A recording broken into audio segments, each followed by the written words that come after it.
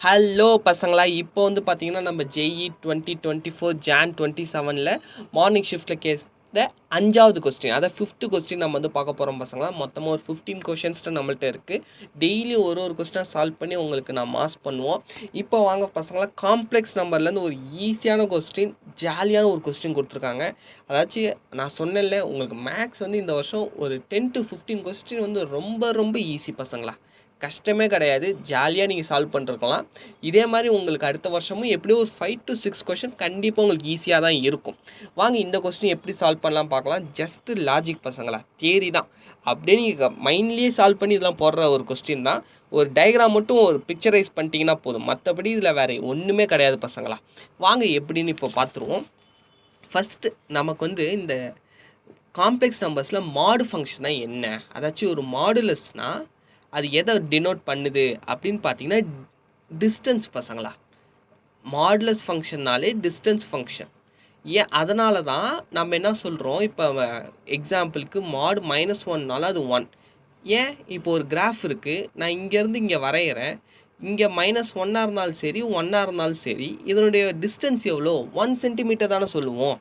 நம்ம என்னைக்காச்சும் -1 சென்டிமீட்டர் போயிட்டு அண்ணே எனக்கு ஒரு -10 kg தக்காளி கொடுங்க அப்படின்னு கேட்போமா? அவ்வளோதான், டேய் போட அப்படின்ட்டு நம்ம கடைக்கார அண்ணன்.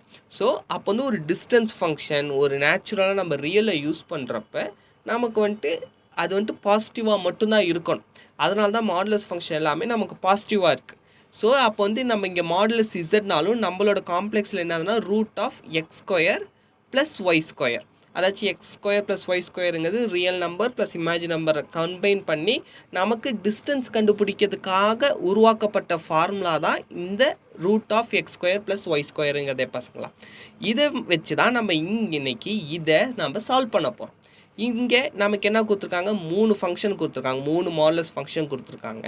இந்த 3 மாடுலஸ் ஃபங்க்ஷனும் எத்தனை இடத்துல சால்வ் ஆகும், சாட்டிஸ்ஃபை ஆகும் அப்படின்னு கேட்டிருக்காங்க. நான் ஃபஸ்ட்டு டயக்ராம் வரைகிறேன். டயக்ராம் வரைஞ்சாலே நீங்களே சொல்லிடலாம், இது ஒரு விஷயமே கிடையாது நமக்கு. இருங்களேன்.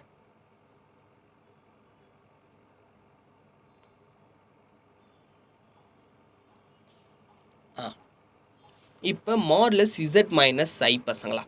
இப்போ ஃபஸ்ட்டு கிராஃபை போட்டுருவோம், ஏன்னா இந்த கொஸ்டின் வந்து கம்ப்ளீட்டாக கிராஃபை பேஸ் பண்ணுது. z-1 z-1னா நார்மல் 1 தான் பசங்களா. எக்ஸ் ஆக்சிஸில் 1 இந்த இடத்துல வரும் பசங்களா. அடுத்து z+i, இந்த z+i இருக்கான்ல, இவன் வந்துட்டு ஒய் ஆக்சிஸில் வருவான். காம்ப்ளெக்ஸ் நம்பர்ஸ் i ஒட்டானாலே 0,1ங்கிறது தான் பசங்களா மீனிங். ஸோ ஐங்கிறது இங்கே வருவான். அடுத்து இந்த -i இருக்கான்ல, இவன் எப்படி வருவானா z இன்ட்டு சாரி பசங்களா z-i, இவன் தான் வந்துட்டு இங்கே வருவான். இந்த பையன் இருக்கான்ல +i, இவன் தான் வந்துட்டு z-i, இவன் தான் கீழே வருவான்.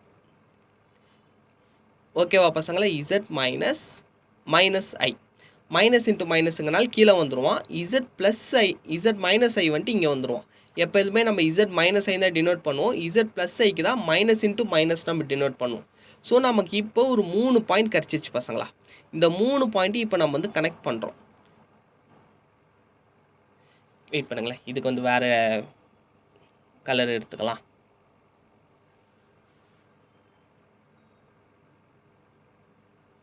இது 3த்தையும் நம்ம கனெக்ட் பண்ணுறோம் பசங்களா. கனெக்ட் பண்ணால் நமக்கு வந்து ஒரு ட்ரையாங்கிள் மாதிரி வருது.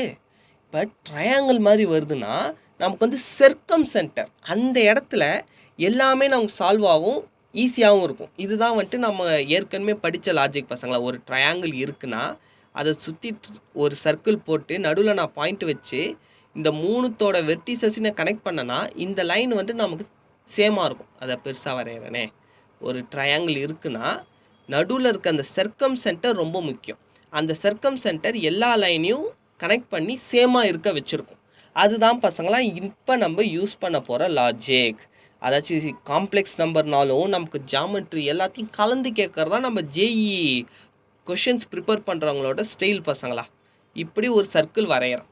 இப்போ இந்த சர்க்கிளுக்கு சர்க்கம் சென்டர் எது அப்படின்னு பார்த்தோம்னா இந்த இடம் பசங்களா. ஆக்சுவலாக இது வந்து நான் ரஃப்பாக வரைஞ்சிருக்கேன், அதனால் வந்துட்டு கொஞ்சம் இது இருக்கும் பசங்களா. இப்போ நான் என்ன பண்ணுறேன், மூணுத்தையும் கனெக்ட் பண்ணுறேன். மூணுத்தையும் கனெக்ட் பண்ணால் இந்த கனெக்ஷன் வந்துட்டு சேமாக தான் இருக்கும். ஏன்னா இது ஏன், இதுதான் வந்துட்டு சர்க்கம் சென்டர். ஓகேவா பசங்களா, இதுதான் வந்துட்டு சர்க்கம் சென்டர். அந்த சர்க்கம் சென்டருங்கிற இடத்துல மட்டும்தான் இது எல்லாமே சாட்டிஸ்ஃபை ஆகும்.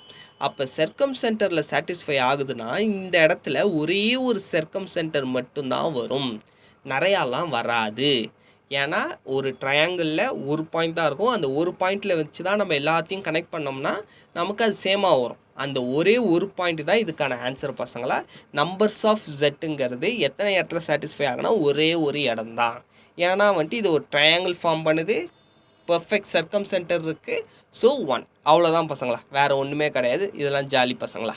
இது உங்களுக்கு புரிஞ்சிருக்கும் நம்புகிறேன். அப்படி புரியலன்னா கமெண்ட் செக்ஷனில் சொல்லுங்கள், நான் உங்களுக்காக சால்வ் பண்ணுறேன் பசங்களா. தேங்க்யூ பசங்களா.